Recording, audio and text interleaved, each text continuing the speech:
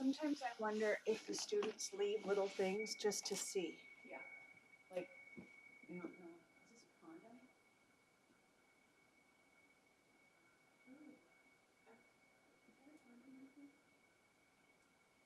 You're asking the wrong person, to be honest. No, it says something immune.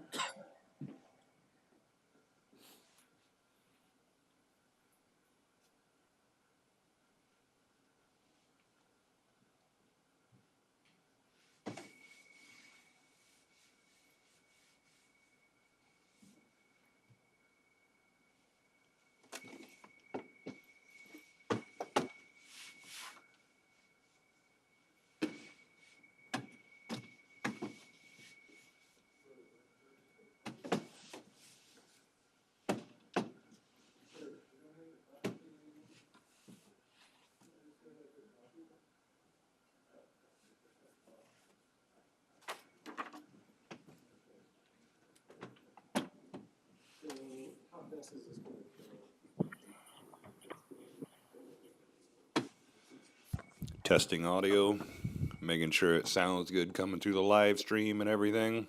Sounds great. So hopefully, yeah, in the room, just got to make sure for everywhere else that it's sounding equally as good, hopefully. Which I'd assume usually if the room sounds okay, the live stream sounds good. So I think that should be enough. Whitney and Deshaun should have heard something. Would come tell me if I'm not or if I'm cutting out or doing anything weird. What do you think? Yeah, we went ahead and started That was the fun job. This room is disgusting. It is though. I'm just looking at this and thinking, this is looking gross. You can have one and I'll help you. I'm out. I literally, but that's my last table right there. All right. So disgusting. I'll get out of your way then. I won't say no to you. Yeah, don't sit here yet. Hang on. I'm trying. So disgusting. Yikes. Sometimes I think the students just to see what there's things I find on my Testing boundaries, huh? Right, I'm leaving my bag and I'll be back.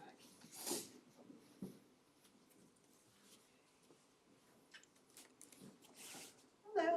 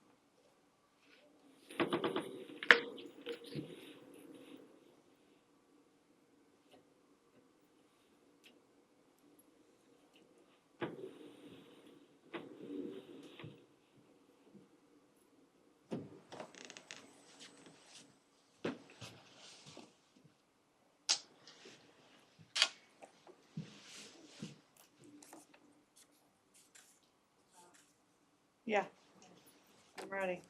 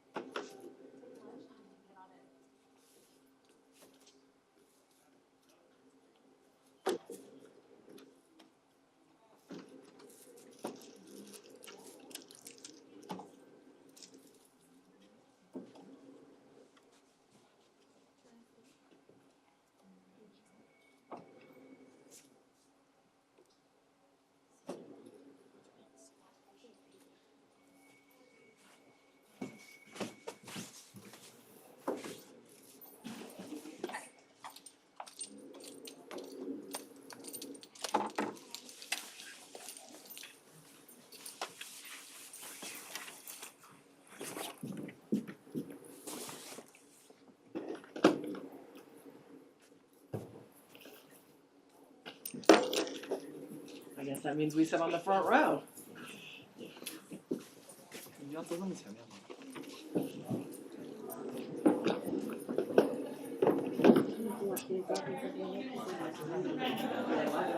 Oh, what'd you say? If Tony wanted me to grab him a lunch.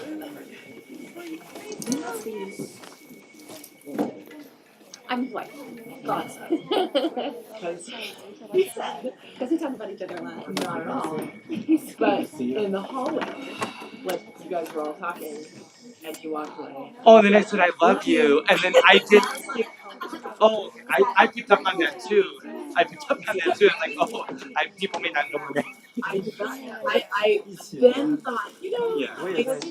they must be married. But no, it's because like not only I love my colleagues and I often tell them I love them. And some people are partners and aren't married. Well, no, it's we were at this judges thing yesterday, and then like I was introduced me, and I'm like, oh, we're married, and like it felt a little bit weird, and I'm like, I think maybe like there's like an affection there that now I'm like maybe I probably need to like I'm not thinking that I'm telling her I love you in the hallway. Yeah. Or like, even who we're eating, and I was just like, here, you can have my well, it's a long list. It's a long It is, exactly. And I think that's lovely. But it's lovely to meet you. I'm Kimberly. Kimberly, nice to meet you. And tell me Megan. Okay. and we have to come back. So I mentioned to Tony that my husband is also a Iraq vet.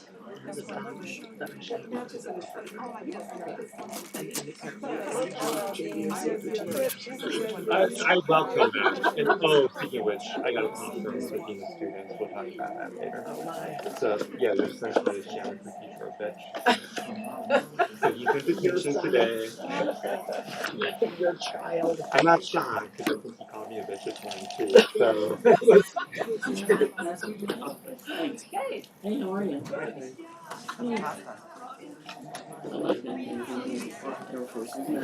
oh, that was great. It was no fun, but great. What? It was about military's flag, profanity.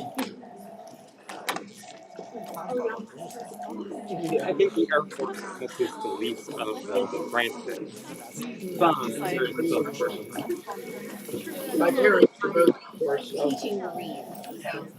oh, yeah. Well, the Air Force has a reputation of being their country club military. Which is true. Well, the great thing about Space Force now is they were like, well, it's not Space Force.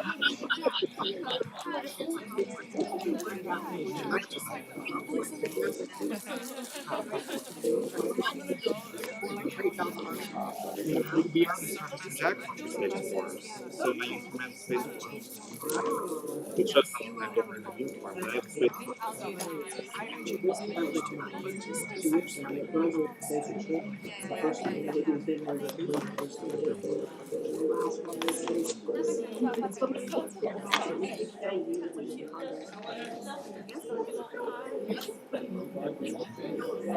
I know, it feels like a joke. You have like a million.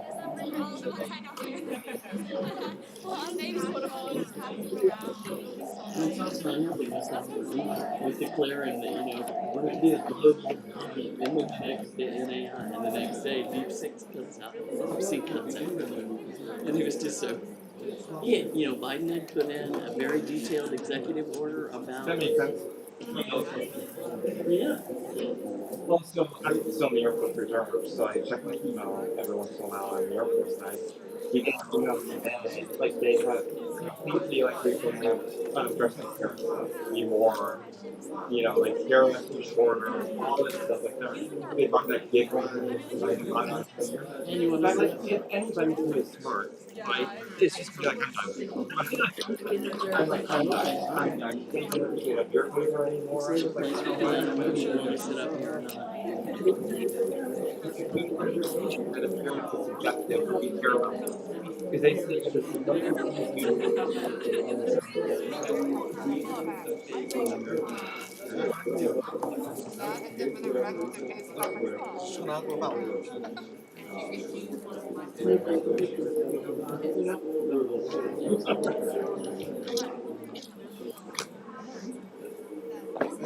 I'm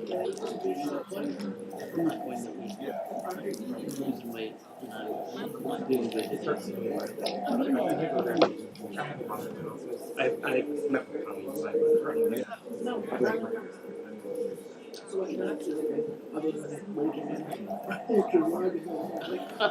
Mostly that. Teaching privacy law this semester and trying to figure out what I'm doing next week. And yesterday at senior staff, I volunteered to do an online asynchronous AI in the law class for couple essentially. We would pay some money. Yeah. It would not be a whole bunch of sessions, maybe 5. Rob Corey's coming back and he's gonna be in charge of some of that.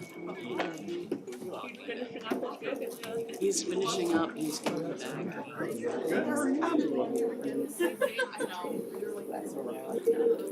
Bill said yesterday in senior staff that he's made an offer to Terry Allen. Terry has 11 offers and one at Northwestern and another at USC. Yeah. And he said Illinois is his first or second choice. Amazing. Because I think Anna. On his research though. Those grants and other kinds of money. Research assistants, that's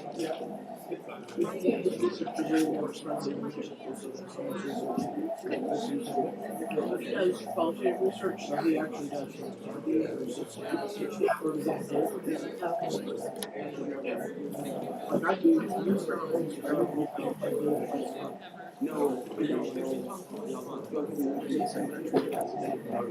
I feel like Professor Watson's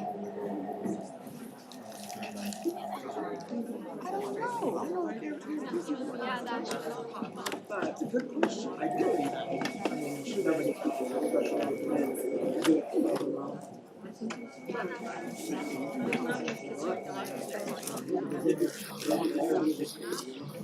Yeah, oh, that's right.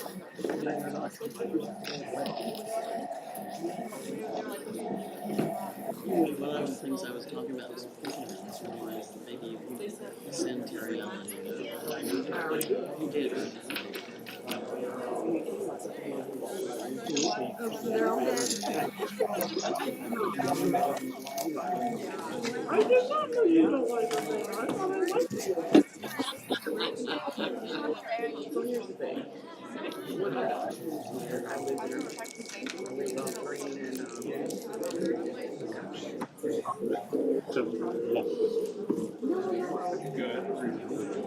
know, but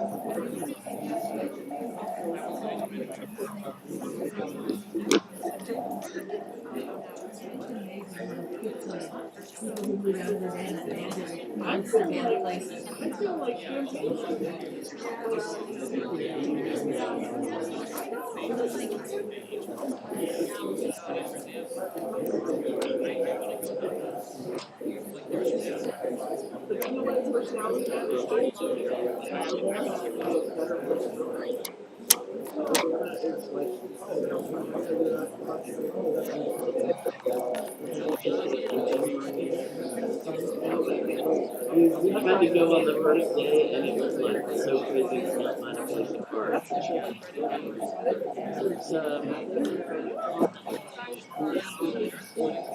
It's downtown, so my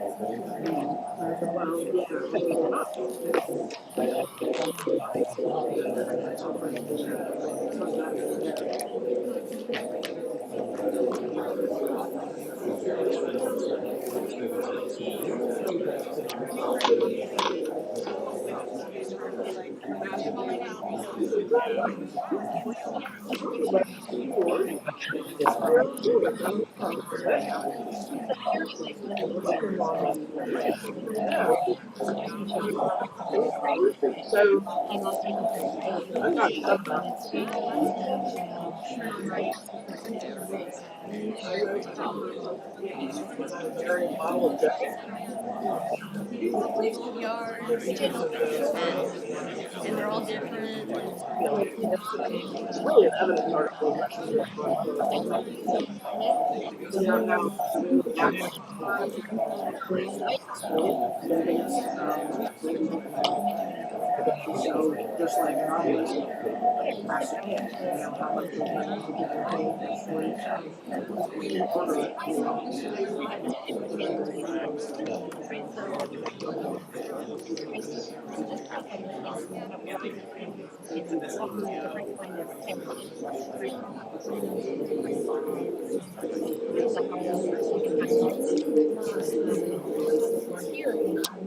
Do not know how they did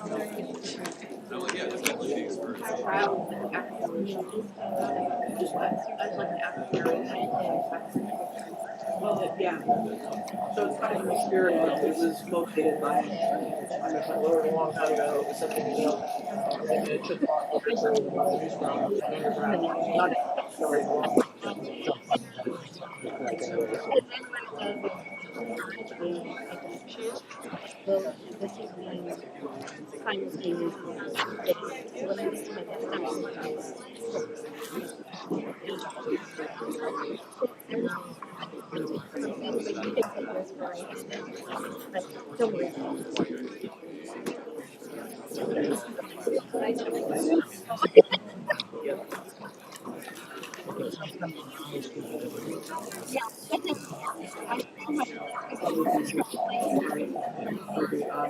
Yeah, well, that's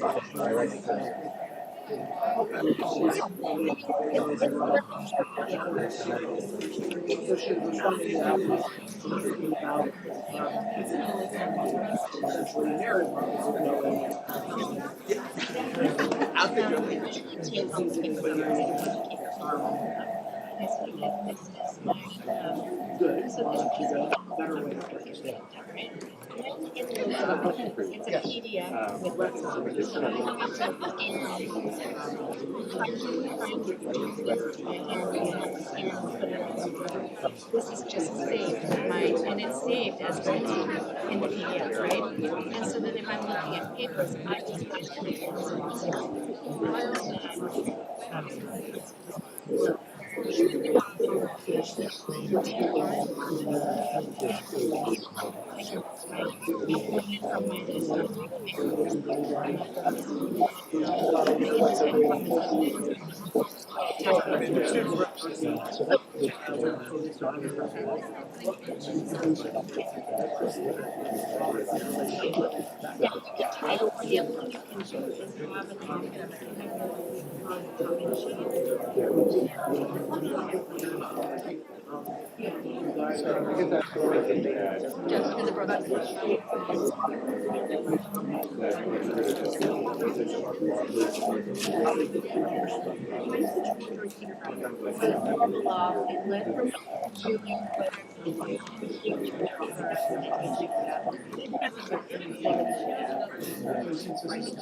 Whereas if I did pen and circle and circle, circle, circle, counts. You know what I mean? Cut off the background. The other piece.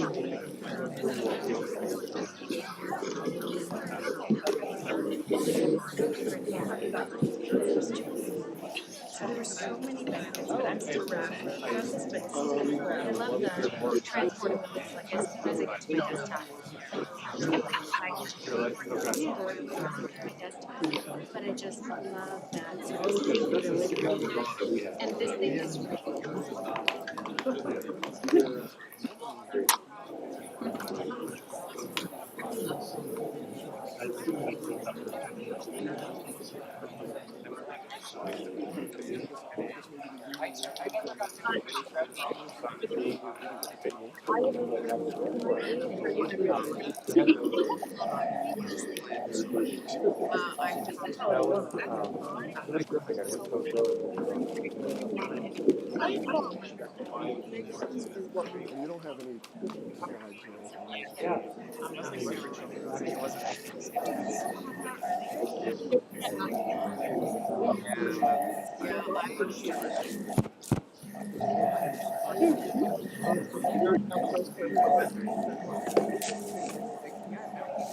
Good afternoon, everyone.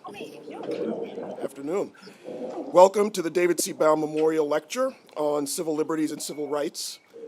Endowed in 1973 by the family and friends of David C. Baum in his memory and at his request, this lecture series has served as a testament to Professor Baum's life and work.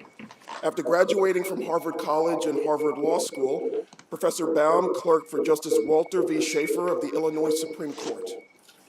He then practiced law at Ross McGowan Hardy's in O'Keefe in Chicago before joining the Illinois law faculty in 1963, where he taught until his passing in 1973.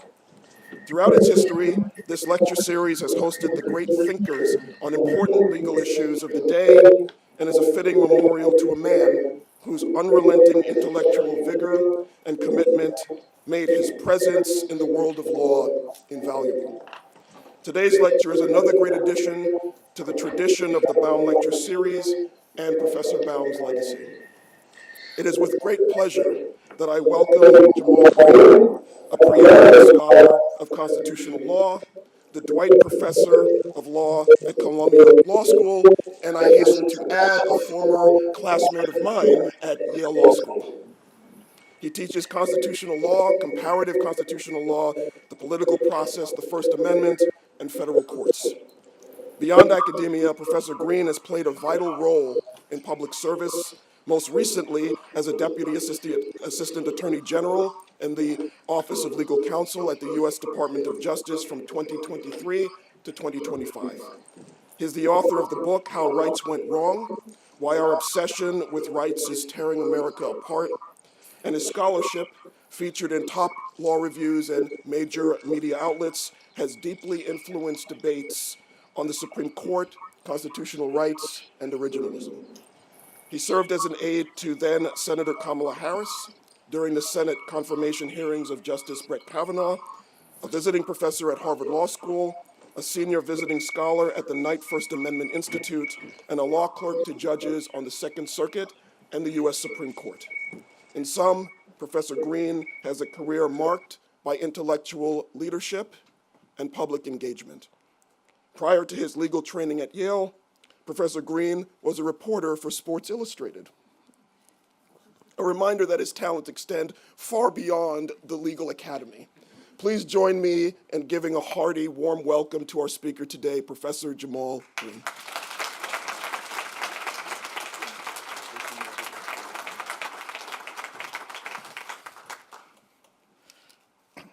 Thank you for that spirited introduction. Thanks to all of you for coming out on a Friday, on a rainy Friday. And thanks to all of the faculty and staff and students of the College of Law. It's a real pleasure to be here, a real pleasure to be given an opportunity to deliver the David C. Baum Lecture. It's a special pleasure to deliver it in the land of Lincoln, and to do so in the sesquicentennial year of the start of the American Revolution. It's a time for, I think, reflection, a time for commemoration of the nation's founding moments, but also, it seems obvious to me, it's a time for reassessment of the legacy of the founding and for deep thinking about the future direction of our constitutional republic. One of the oft-told ideas, or oft-told tales, I should say, of American constitutionalism is said to have occurred at the conclusion of the Constitutional Convention in Philadelphia in 1787. After the delegates had completed their work, the Philadelphia socialite Elizabeth Willing Powell asked the convention's senior statesman, Benjamin Franklin, whether the new Constitution had created a republic or a monarchy. A republic, Franklin is said to have replied, if you can keep it.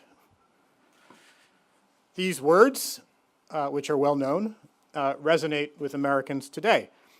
The National Constitution Center uses these words as the title of one of its educational projects. Supreme Court Justice Neil Gorsuch used those words as the title of a recent book promoting originalist methods.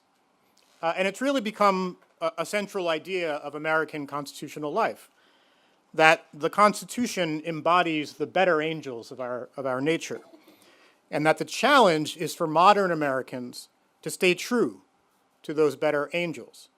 The Constitution, on this understanding, represents America sober, whereas the nasty, intemperate politics of today represent America drunk. As will soon become clear, I don't think highly of this understanding of what happened in Philadelphia in 1787.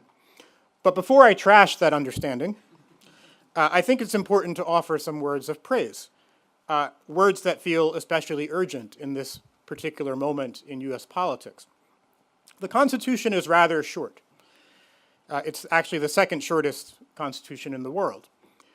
And there's quite a lot that the Constitution doesn't spell out in so many words.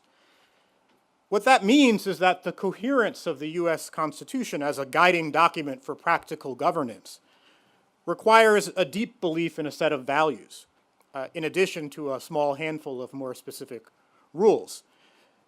Those values are not necessarily to be found on the face of the document. They're reflected, among other places, in the Declaration of Independence, for example. We hold these truths to be self-evident, that all men are created equal, that they are endowed by their Creator with certain unalienable rights, that among these are life, liberty, and the pursuit of happiness, that to secure these rights, governments are instituted among men, deriving their just powers from the consent of the governed. The Constitution is specific in places, but it is quite unspecific in many other places, leaving for future generations to work out their self-governance in ways that are consistent with those high principles. Stories like the one I began with, a republic if you can keep it, you have to say it that way, are meant to underwrite our shared commitment to Republican principles. And if it really does take the telling of historical myths to sustain that commitment, then historical myths are perhaps what we should tell. Now that I've gotten that out, I can spend some time on why Franklin's statement, even if he actually said it, is not just a myth, but is flagrantly, dangerously wrong, and indeed is in many ways antithetical to sustaining the Republican principles that it is said to support. This is not Franklin's fault, by the way. It's more ours. And just as important as debunking the myth, I want to spend some time talking about the truths that I believe need to take its place. The reason I say a republic, if you can keep it, is a myth is simple. The Constitution signed in 1787 and subsequently ratified in state conventions did not create a republic. at least not in any sense that modern Americans should take seriously. The delegates to the Philadelphia Convention were selected by state legislatures. Voting rules for nearly all state legislatures at the time required voters to be men and required voters to own property.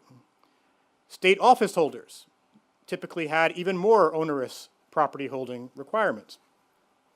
In most state legislative elections, voters needed to be white, and in some of those that permitted free blacks to vote, many or most blacks were enslaved.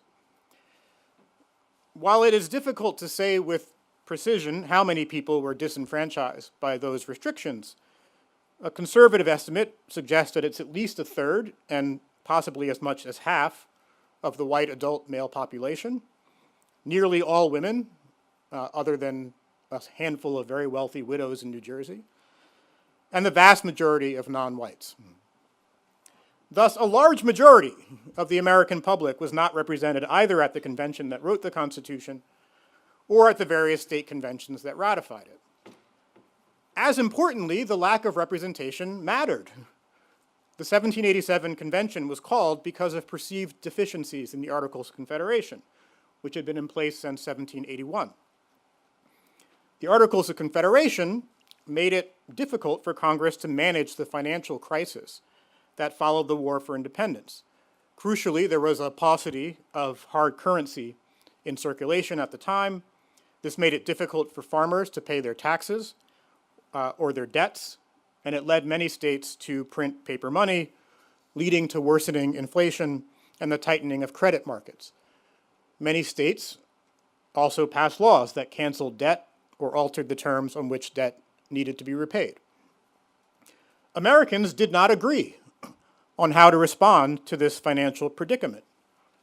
Many large landholders and northern bankers bemoaned the tightening of credit markets, which they believed were both a financial stressor and a national security threat.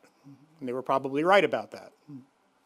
Two of the most important provisions in the 1787 Constitution sought to address those issues. The Constitution forbid states from coining money, creating paper currency, or altering contractual obligations after the fact. The Constitution would not have passed without those provisions. They were, in many ways, its very raison d'etre. It is the reason the Constitutional Convention was called. But of course, there was another side to the story. Many small farmers, which was most Americans at the time, wanted their state legislatures to print currency and relieve them of their debt obligations. This is why the legislatures were passing those laws. Shays' Rebellion in late 1786, which bears significant responsibility for the Constitution's creation, was a revolt of Massachusetts farmers who thought that their own state legislatures were not doing enough to relieve them of their financial distress. The Constitution, in other words, takes off the table legislative reforms that large numbers of Americans were agitating for. Indeed, the reason it takes them off the table is precisely because large numbers of Americans were agitating for them. Disenfranchising those who owned little or no property and requiring office holders to be large landowners stacked the deck in favor of one side of an ongoing economic debate. They were quite candid about this at the convention and in the Federalist Papers. Other provisions of the Constitution, even more obviously and more famously, went precisely against the interests of large numbers of Americans who could not participate in the Constitution's drafting or ratification. The Constitution, as we know, counted enslaved people as 3/5 of a person for purposes of enumeration. This served to empower Southern states, both in the House of Representatives and in the Electoral College, in a way that was dramatically out of proportion to the share of those states' polities who were able to participate in their politics. The Constitution also contains the so-called Fugitive Slave Clause, which applies principles of intrastate extradition to people who have escaped from bondage into free states. It should be obvious that Black Americans and those who might wish to rely on them for political support would not have supported the Fugitive Slave Clause or anything like the Fugitive Slave Clause. What might be less obvious from a modern vantage point is that most white Americans at the time of the founding also were quite unlikely to have supported constitutionalizing the institution of slavery. The vast majority of whites, including in the South, did not own slaves, and white yeomen and laborers in the South competed with unpaid black labor for work and often resented the use of valuable farmland for slave labor. The most vociferous supporters of slavery, by far, were Southern planter aristocrats. These men constituted a tiny minority of the Southern white population. By one study of revolutionary Georgia, something like half of the 13,000 enslaved people in the state at the time were owned by 60 people, less than 1% of the state's white population. By contrast, the overwhelming majority of the Southern delegation to the Constitutional Convention consisted of slave owners. All of which is to say that some of the provisions of the Constitution most essential to its success as a political document were unpopular. Had the people excluded from representation at the founding been able to participate in politics, there is simply no way the Constitution would have passed in anything like the form it took. Indeed, the Constitution was a delicate compromise that barely passed as it was. I say all of this not to assign blame or make a moral claim about the framers, but rather to say that the Constitution they wrote is simply, indeed irrefutably, unworthy of our trust as a vehicle for the values and views of the American people at the time. So the next time someone says in commentary or on the floor of Congress or in a judicial opinion that some particular matter or other was settled by the Constitution because we, the people, settled it through the written document, keep in mind that this is, as they say, fake news. The Constitution written in 1787 simply was not a Republican document, and we should stop treating it as if it was. The anti-Republican character of the Constitution's drafting and ratification also puts into perspective its amendment procedures. The Article 5 amendment process, requiring 2/3 of each House of Congress ordinarily, and 3/4 of the states, is more onerous than the process required for ratifying the original Constitution, which did not require congressional approval and which declared itself to be law upon the approval of 9 out of 13 states, which is less than 3/4 of the states at the time. When you put on top of that the people in the room in Philadelphia and at the state ratifying conventions did not represent anything approaching the diversity of the American people, even at the time, much less now, it's no wonder that constitutional amendment used to feel easier in the past. It was easier in the past. That being said, the key to our constitutional democracy is that this was not the end of our constitutional story, but rather the beginning.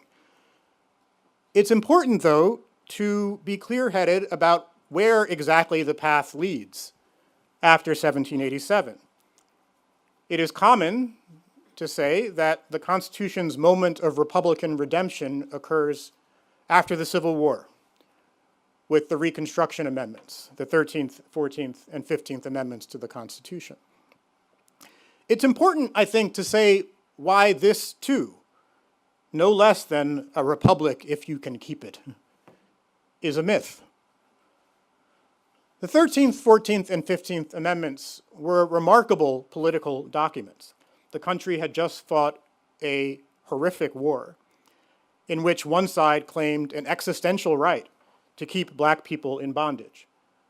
Within 5 years of the war's end, that same country had abolished slavery and had enacted constitutional provisions that on their face guaranteed civil equality to people regardless of race. From the perspective of equal citizenship, these amendments were vast improvements over what preceded them. But the enactment of these provisions is not by itself sufficient to make these provisions or to make the broader Constitution Republican in character.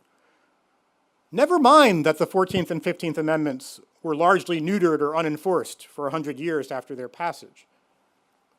This is true, of course. But the problem of the Reconstruction Amendments from the perspective of Republican values runs deeper than this. By the time of the Reconstruction Amendments, property requirements for voting had largely been eliminated.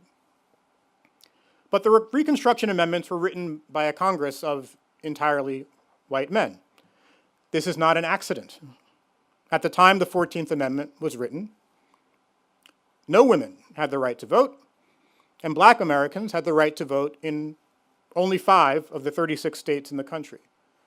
Those 5 states had minuscule black populations, so that at the time of the 14th Amendment, less than 1/3 of 1% of blacks lived in states in which blacks had equal voting rights with whites.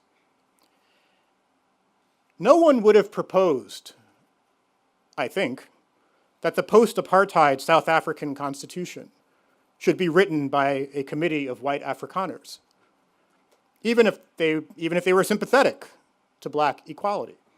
And yet, we pat ourselves on the back about the post-Civil War constitutional amendments that were written by white men, whose states barred blacks and women from political participation.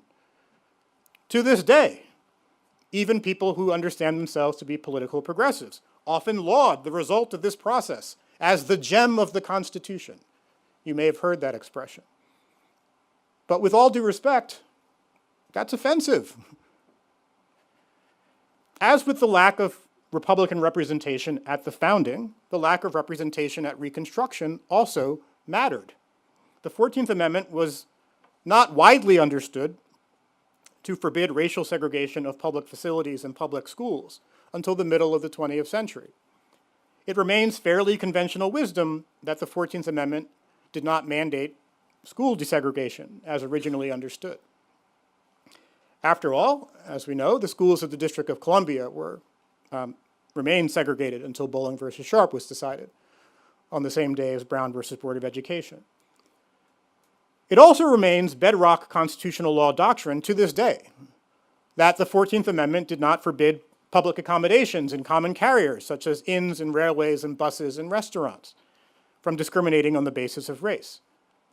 Nor, under modern Supreme Court doctrine, does Congress have the authority to enact such provisions under its power under Section 5 of the 14th Amendment. This doctrine draws on defensible beliefs about the original meaning of the 14th Amendment and is indeed consistent with the Supreme Court's 1883 holding in the civil rights cases. But when you look back to what black Americans were demanding out of the Constitution in the 1860s and 1870s, their strongest demands were not just for some kind of formal civil equality, but rather for a more robust constitutional recognition of their equal citizenship that extended to school integration and a ban on discrimination in public accommodations. The evidence for this is clear. These topics predominated in the robust black press of the period, and these laws represent the precise reforms that Republicans, black and white alike, passed in places with large black populations once black men were empowered to vote. The majority black South Carolina legislature of the late 1860s and first half of the 1870s placed a commitment to universal integrated public schooling and a ban on public accommodations discrimination in the state constitution that they drafted after the Reconstruction Act of 1867 guaranteed black male suffrage in the state. Louisiana and Mississippi, both of which also had large black populations, enacted very similar reforms. And the federal Congress passed the Civil Rights Act of 1875, which prohibited discrimination in public accommodations and common carriers. Earlier versions of the Civil Rights Act also would have banned racial discrimination in public schools, but those provisions were struck after white Democrats who had redeemed, in their terms, southern states, gained more of a foothold in Congress. Every one of the 7 black members of the House of Representatives at the time offered forceful testimony in favor of the Civil Rights Act of 1875. This more muscular, substantive vision of the 14th Amendment and what it means died a violent death when the so-called Compromise of 1877 ended Reconstruction and soon thereafter resulted in the purge of most black voters from voting rolls. plunging black Americans back into the political status they held prior to the Reconstruction Act of 1867. There's no telling what the text of the 14th Amendment would have looked like had black people been permitted to contribute to it. What we can say with certainty, though, is that relying on that text as an authoritative expression of the values of we the people, even in the 1860s, is entirely unreliable. Indeed, as I noted earlier, it is offensive. The point, again, is not to cast moral aspersion on the framers of the 14th Amendment, or to anachronistically hold them to the political morality of a different age. The congressional Republicans of the 1860s were great men, many of them anyway. But the challenge we face is to govern ourselves based on political moral principles that are legible to us today, not the ones that they accepted in their time. And by the lights of today, a document drafted by white men only cannot be said to speak for we the people of the United States. Now, earlier in this talk, I said that the American constitutional project requires a deep belief in a set of values, right? And that the stories that we tell about ourselves contribute to the formation of those beliefs. These values sustain us, and a collapse of those values will mean our doom as a political entity. It's not enough, therefore, to debunk or question or tear down, right, the myths that help to constitute us as a people. We also need to tell truths that can lay equal claim to our interest, to our attention, to our national pride. So I want to devote much of the rest of my time less to talking about who we aren't as a legally constituted people, and more about who we are and why that should be a source of tremendous national pride. Part of the reason it's important to tell the negative story first, though, is because that negative story is part of why the affirmative story does not run through the formal Constitution. As I've noted, the Constitution contains a formal amendment procedure that is usable for major changes only under conditions of political exclusion. Under modern, far more inclusive political conditions, constitutional change has to occur through other avenues, and I want to suggest that it has. I'll mention 3 instances of what I would refer to as constitutional changes through less formal pathways. The so-called switch in time in 1937, the revolution in black civil rights in the 1950s and 1960s, and the women's rights movement, which really gained steam in the 1960s and 1970s. I identify those 3 moments and movements for 3 reasons, really. First, students of constitutional law, and some of you are that, will recognize these movements as major doctrinal shifts in constitutional law. Indeed, the 3 major shifts of the post-Reconstruction constitutional order. While it remains somewhat iconoclastic to call these shifts constitutional in nature, there can be no doubt that they represent seismic changes. These are not just changes in doctrine, they're changes in the constitutional regime. Thus, the 1937 switch in time refers to the judicial blessing of profound changes in American governance that have been decades in the making, but that occurred on an unprecedented scale during the Great Depression. These changes involved state and local regulation of wages and prices and labor conditions and consumer safety and federal government innovations in public finance, social safety net, securities regulation, protections for collective bargaining, and other labor activities. The Supreme Court's 1937 decisions in West Coast Hotel versus Parrish and NLRB versus Jones and Laughlin Steele were narrowly about a Washington minimum wage law for women and the constitutionality of the Wagner Act. but they more broadly inaugurated a new deference regime for government, social, and economic regulation. The Civil Rights Movement not only meant dramatic material changes in public education, in employment and housing laws, in laws regulating public accommodations, in voting rights, but at the level of constitutional doctrine, it also meant, really for the first time, serious attention to laws that discriminate on the basis of race and the creation of the so-called tiers of scrutiny regime. This regime applies not just to racial discrimination, but to other aspects of equality law and the law that applies to interference with fundamental constitutional rights.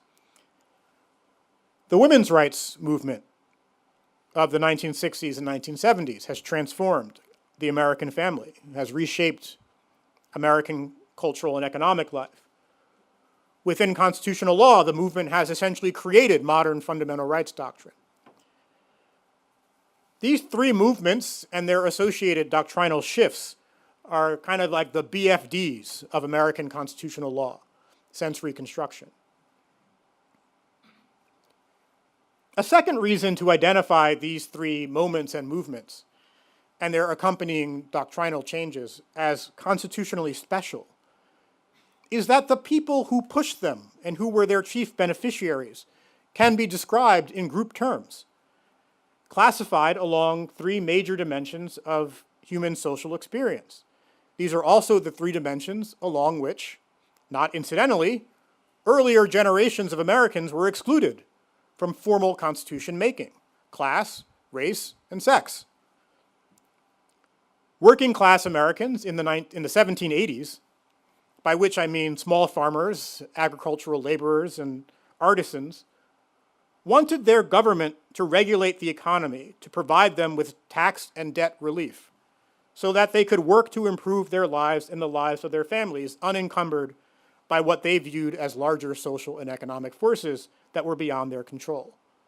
The Constitution of 1787 took those reforms off the table, and it did so intentionally to disempower this class of people. The statutory reforms and the constitutional revolution of the 1930s, 150 years later, gave governments license to provide broadly analogous social and economic relief to working class Americans. Black Americans in the Reconstruction era wanted the Constitution to provide them with equal access to publicly available goods and services, including schools and rail cars and inns and restaurants. The civil rights revolution of the 1950s and 1960s offered a new constitutional regime under which they would have, at least formally, equal access to exactly these goods and services. Indeed, the Civil Rights Act of 1964, which the Supreme Court unanimously upheld as consistent with the Constitution, looked eerily similar to the Civil Rights Act of 1875, which the Supreme Court invalidated after the Compromise of 1877 purged black voters.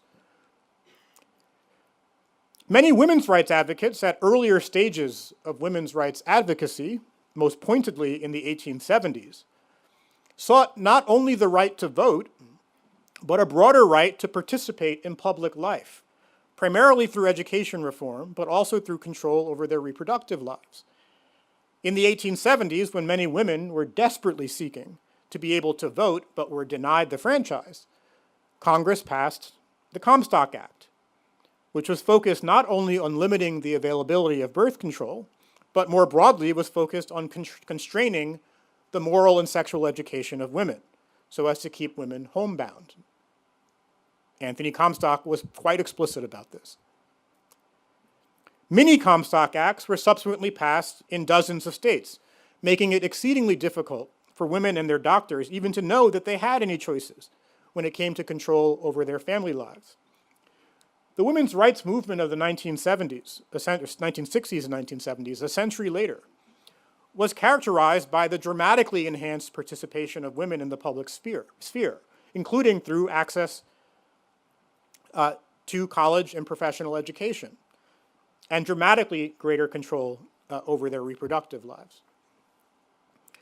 A third reason to single out these three shifts in constitutional doctrine is that they occurred directly as a result of social and political innovations that enabled these groups to mobilize politically in ways not previously available to them, whether because of formal or de facto exclusion.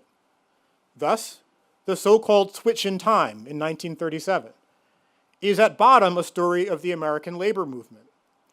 Of course, the narrative we tend to see in constitutional law casebooks and in constitutional law class is often told as Justice Owen Roberts changing his vote, possibly because of the announcement of FDR's court packing plan, possibly because of FDR's overwhelming victory in the 1936 presidential election.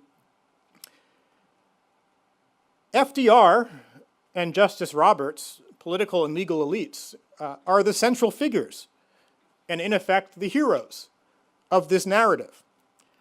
But it is equally likely, I would say more likely, that the central impetus behind Roberts switching his vote in the key case, NLRB versus Jones and Laughlin Steel, was the 44-day sit-down strike at General Motors, organized by the UAW and the CIO, that ended a few days before Jones and Laughlin Steel was argued before the Supreme Court. The daily goings-on of that strike, which paralyzed U.S. manufacturing just as it was emerging from the depths of the Depression, was on the front page of every major newspaper in the weeks leading up to the switch in time. The strike, which was also quite violent, would have been a visceral daily reminder of the national stakes of labor peace, precisely the constitutional question at issue in NLRB versus Jones and Laughlin Steel.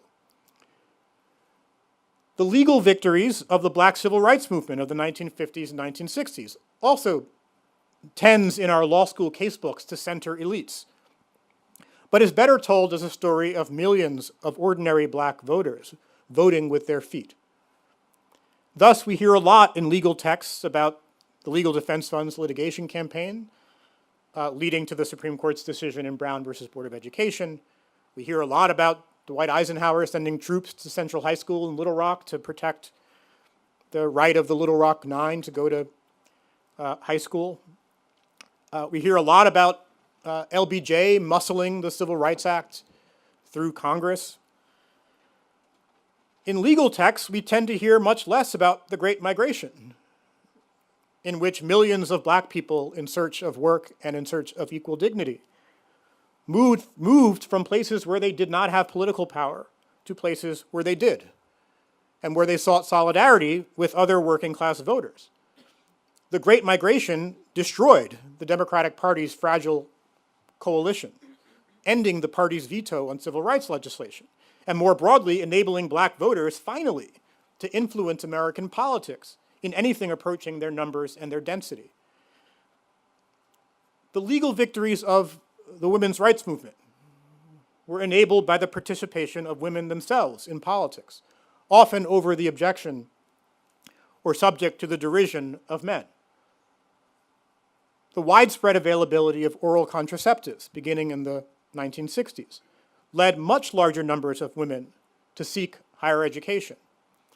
Women in Congress, and then in the National Organization of Women and in other advocacy groups, helped fight to make sex discrimination in employment illegal.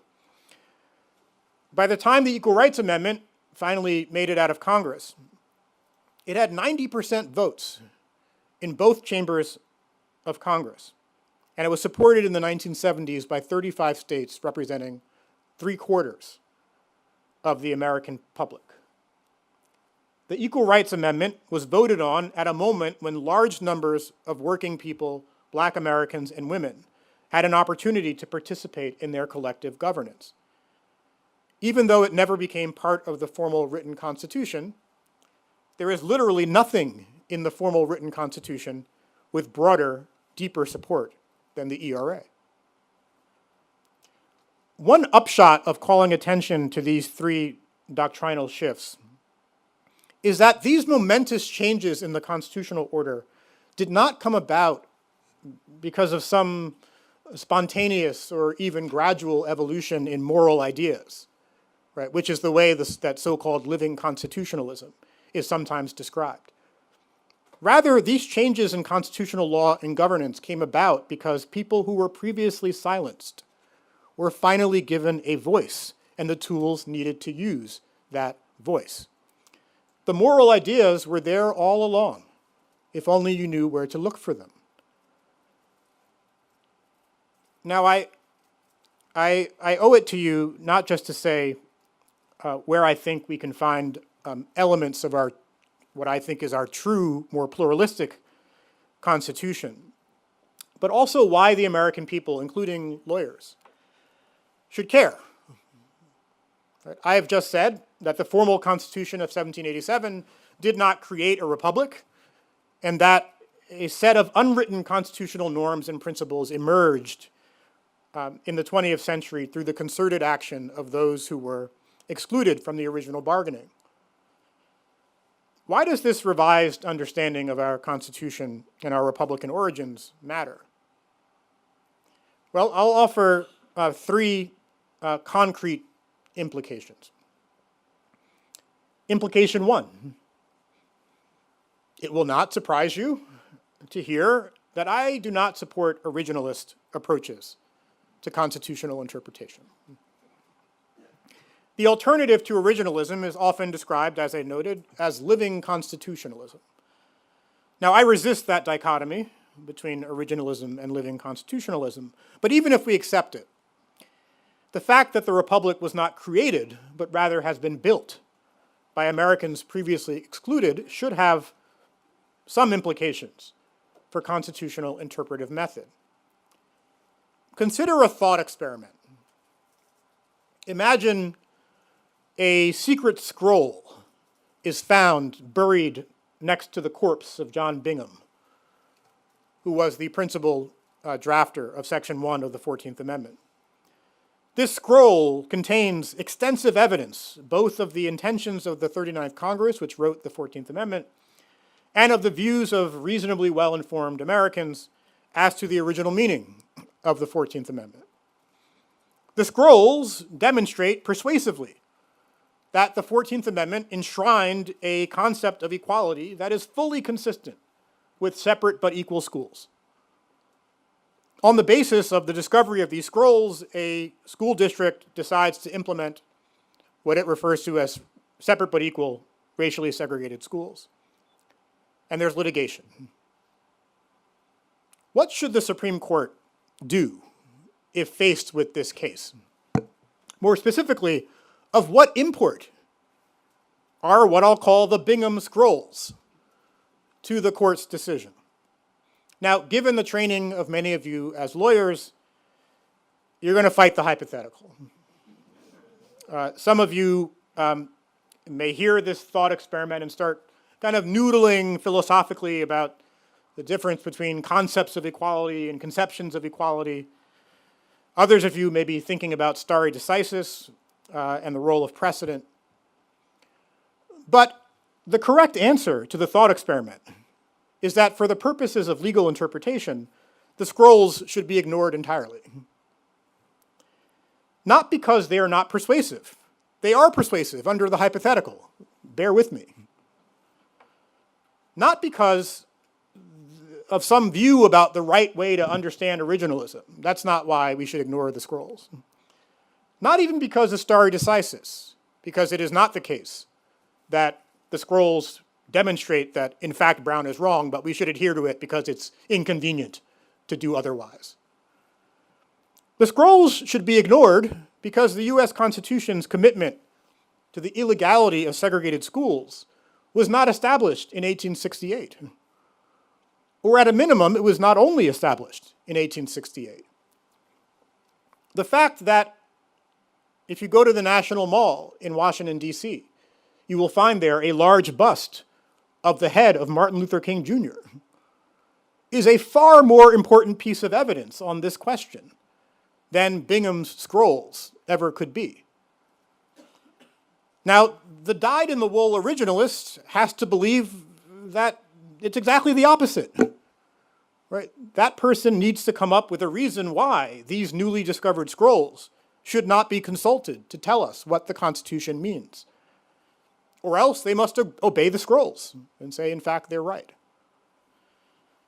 even if it were right in some technical sense that the momentous achievements of the 20th century by large, newly pluralistic supermajorities of Americans are constitutionally irrelevant, unless they've gone through the Article 5 amendment process, what that would mean is that the Constitution is an irredeemably ethnocratic document, and therefore simply unworthy of our respect or our allegiance. It would be, as William Lloyd Garrison said, a covenant with death and an agreement with hell. I don't accept that description of our Constitution. And so I cannot accept originalism, which is necessarily committed at least to the possibility that Brown versus Board of Education was wrongly decided. It's very hard to say precisely how to interpret a Constitution constructed under the exclusionary conditions of the written US Constitution. But it's very easy to say precisely how not to interpret such a Constitution, i.e., you should not systematically ignore what has happened in America since the founding. That should be a non-negotiable principle. A second implication of the fact that our constitutional republic has been built rather than created is that it gives even stronger reasons why judges should be extremely deferential to acts of Congress, especially if constitutional law was an important part of the debate over federal law. The reason is simple. It is quite hard to pass a federal statute, especially for laws subject to the filibuster. It is difficult for something to get out of Congress and get signed by the president without relatively broad, deep support, or at least negotiated consensus across wide, diverse swaths of the American public. Contrast that with much of the written Constitution, which was passed by minorities of Americans, heavily circumscribed along dimensions of class and race and gender. If we ask ourselves what a constitutional process in a republic should look like, based on kind of first principles, federal legislation is a significantly better approximation than the process that led to the written Constitution. This, I think, is part of the reason why, when the Supreme Court has struck down major federal legislation in the past, it has often been extremely controversial or has resulted in radical countermeasures. A third and final, I'll shut up, don't worry. A third and final implication of the last 40 minutes of observations is that Americans have never actually written a constitution. We should be having a robust conversation about exactly how to do that. This might seem odd in a moment of intense political polarization, and indeed in a moment of truly terrifying moves towards authoritarian consolidation within the executive branch. It may well be that any actual constitutional convening needs to happen in the uncertain aftermath of the dangerous moment in which we find ourselves today. But at the same time, we need to take seriously the ways in which our very old Constitution and our continued emphasis on the idea that our highest values were created by a limited class of white male oligarchs contributes to, rather than resists, some of the threats that we face today.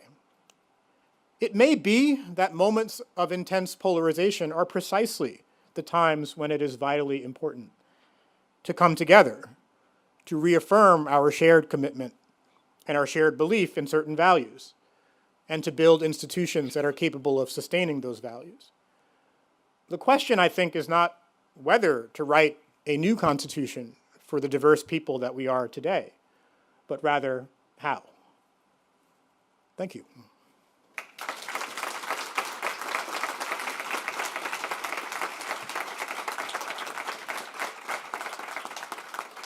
Would you indulge us if there are members of the audience who would like to pose a question or two?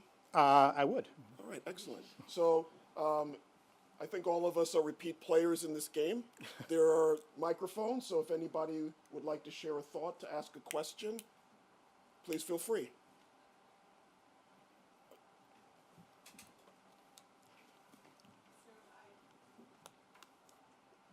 Is that on now? Yeah. So I love the thought experiment that you gave. That is incredibly thought-provoking and very convincing to me.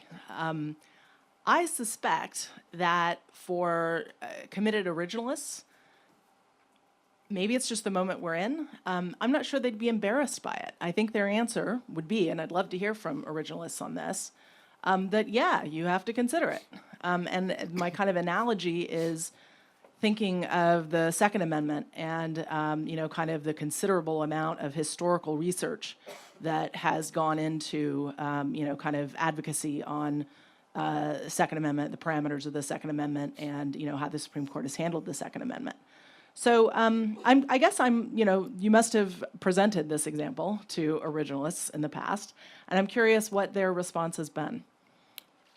So I've never presented this example to originalists in the past. There may be originalists in the audience, so you can speak for yourselves.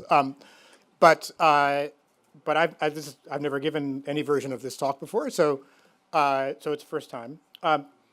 I agree with you that there are some originalists, no doubt, who would say the Constitution is what it is. I'm actually thinking of one person in particular who I'm not going to call out by name, but who is, I think, more attentive, and there's a wide range of people who understand themselves to be originalists. There are some who are attentive to the kind of moral quandary one finds oneself in if one takes originalism seriously, and says, if you don't like the Constitution, you got to revolt. And I may, I think in my quiet moments, maybe that's right, in some sense, in the sense in which, my response to someone who says, well, no, this really is the Constitution we have, is, well, then it's not my Constitution, right? Then the Constitution is unworthy of my allegiance because the Constitution does not recognize my citizenship, right? So, I think it's always a challenge for any constitution to tell a story about sort of faithfulness to generations in the past, right? So the problem of kind of intertemporal faith is a central problem in constitutional law, and it's not just a problem for the U.S. Constitution. But the way you respond to that problem is, I think, to have moments of constitution making in which we can place our trust, and that's what happens that's how modern constitutional design occurs. You get lots of different groups together, and it's really hard, and they've got to negotiate something and arrive at something that can generate consensus.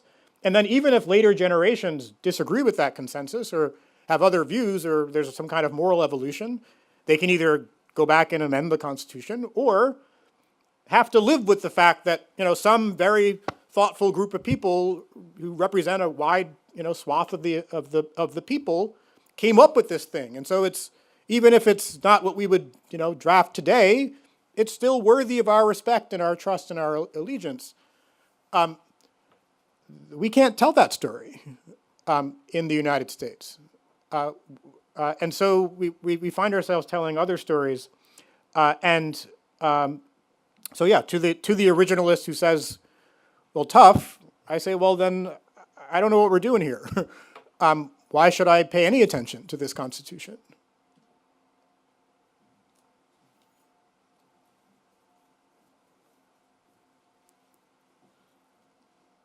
Dovetails with that.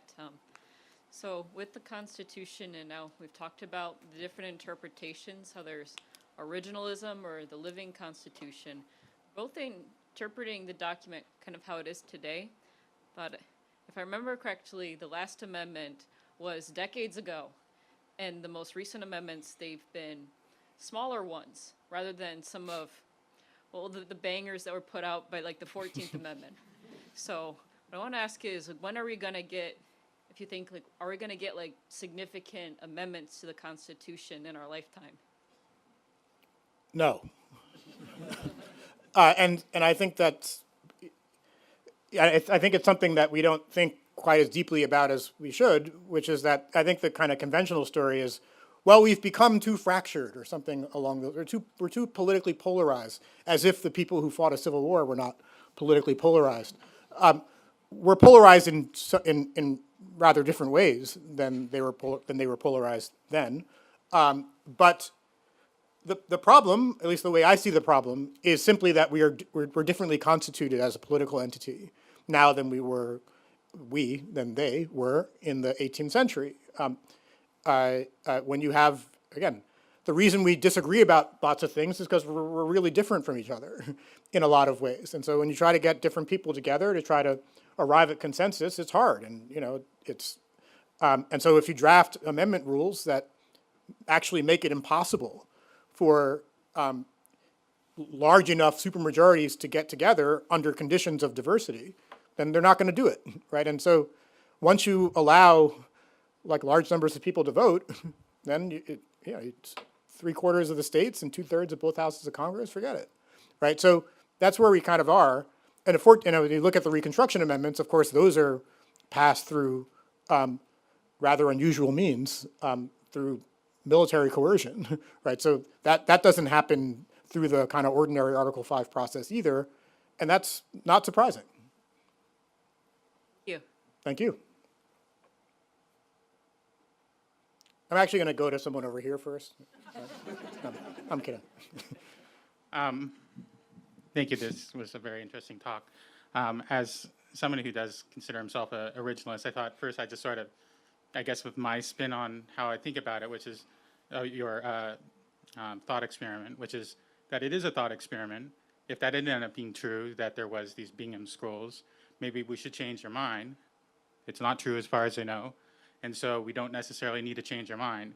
To a certain extent, I do think that originalism, as you say, will always be contingent on how much we are really willing to be loyal or whatever to the Constitution based on the actual history of the U.S. and whether or not we think that that actual history does have some level of loyalty that's incumbent on it. And that's not just the founding, but also, as you say, the later amendments and et cetera. And so I don't know that that's a dilemma unless we actually do discover these Bingham scrolls, I guess, in the way that you're laying it out. But the question I really wanted to ask was more about how does this sort of model of constitutional moments that you're talking about, how does that function in a way that we want constitutions to function in, sort of finishing, like giving an authoritative answer to certain kinds of legal questions? You said that you don't want like the courts to have as much of a role in overruling Congress, but surely we do want some limits on what Congress can do to some extent. Maybe we don't, but so if if not, fine. But how would we do that without some view of the actual text of the Constitution playing that role, I guess? Great. So a couple of points, and maybe I'll start with the last, which is, don't we want some constraint on Congress? How can constitutions function in the way that we expect of them if they're kind of radically deconstructed in the way that I've kind of described? I think the first thing I would say is that institutions of government operate under constraints all the time, even without necessarily having external enforcement. Right? So I just came from the executive branch, where I was in the Office of Legal Counsel, and the executive branch understood itself to be bound by constitutional law. That constitutional law did not always come from the Supreme Court. It did not usually come from the Supreme Court. Now, of course, you can get an executive branch that doesn't believe in that, just as you can get a Congress that doesn't believe in that, just as you can get courts that don't believe in that or that don't are not being faithful to those ideas. The question is, and there are two questions. One is, what are the institutions that are worthy of trust? what resources are they relying on to arrive at the view that something is inconsistent with our constitutional tradition, right? So, part of the worry I have with judicial review of Congress is that, again, especially if constitutional law was part of the debate, this is a body that is debating a constitutional question, arriving at an answer that a very large, diverse cross-section of the people have to support in some way. The Constitution itself doesn't have those credentials, right? And so there's I think, a deep normative problem of a judge with their own sort of representative deficiencies, but a judge deciding that something that was passed through an extraordinary process needs to be unpassed based on their understanding of a much less extraordinary process, right? So that's part of the problem I see, and I think there's a lot more one could say about that. On the originalism point, I've long been struck by and again, I've never quite used that thought experiment before, but I've long been struck by the debate over Brown versus Board of Education, in that it does take this form. It has typically taken this form of, well, the living constitutionalists say either that we've evolved in this direction, or that we should understand. Well, I guess, should we sort of adhere to evolving constitutional principles, or does Brown, and on the theory that the original understanding is not consistent with Brown versus Board of Education, or most originalists believe that the original understanding is consistent with Brown versus Board of Education, and that has long struck me as the wrong debate, because insofar as, again, as I noted, if you arrive at the view that that the original understanding of the Constitution might support a different result in Brown versus Board of Education, where does that leave us as a people? And what is the legitimacy of that claim as a claim about us? Once we tell that kind of story about Brown versus Board of Education, there is a burden, I think, with any decision by the court to tell a similar story, which is to say, in deciding who we are as I think of constitutional law as a question of what are the values, principles, standards, norms, and rules to which we are deeply committed as a people. And there is no account on which, or no credible account on which we are not committed as a people deeply to the legitimacy of Brown versus Board of Education, and that could change, right? But there's no account of that, and so the argument that should potentially be upset is an argument about competing visions of what counts as the Constitution itself. And I think the same story could be told, okay, we've just done Brown, now let's do Roe.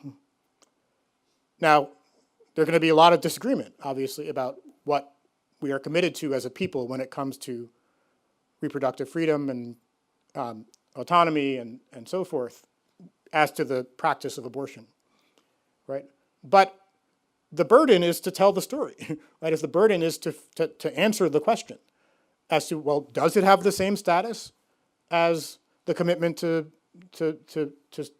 desegregation? Does it depend on what level of generality we understand it at? Right? That conversation has to happen.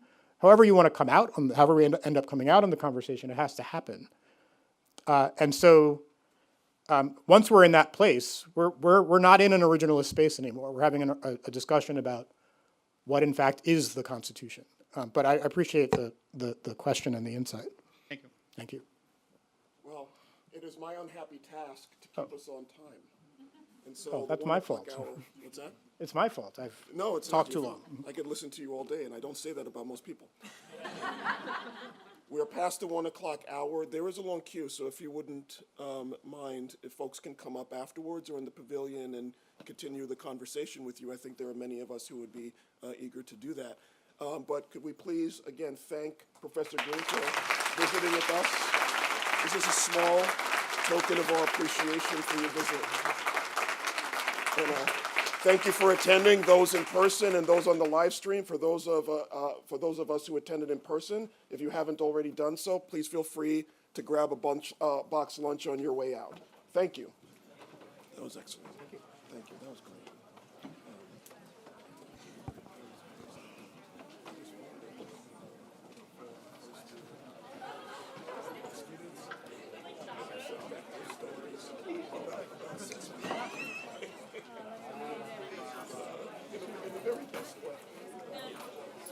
It is your job to worry about.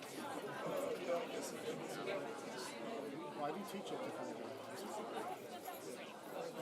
All right, that's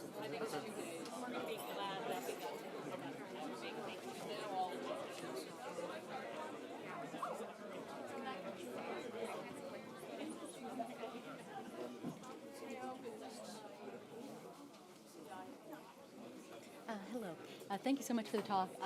The idea that the lack of participation of meaningful stakeholders undermines the legitimacy of the original Constitution makes absolute sense to me, and I also really enjoy the idea of sort of starting again with a more inclusive